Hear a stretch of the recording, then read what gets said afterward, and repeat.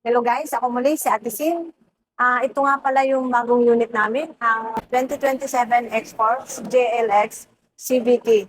Guys, iikot ko tayo para malaman natin kung ano ang meron dito sa X-Force.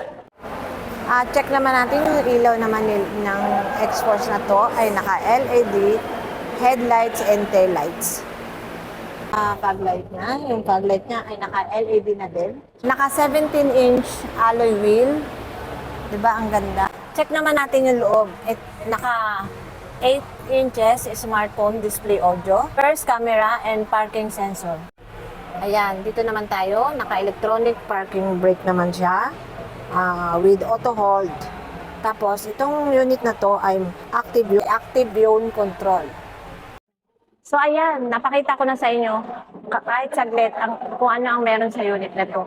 Ang SRP ng X-Force namin is nasa 1,119,000. Kaya guys, kung gusto nyo pang malaman kung ano pang meron sa unit na to, tawagan nyo ako sa number na to. Ako ulit, sa Tatsi, na Mitsubishi Santos. Bye!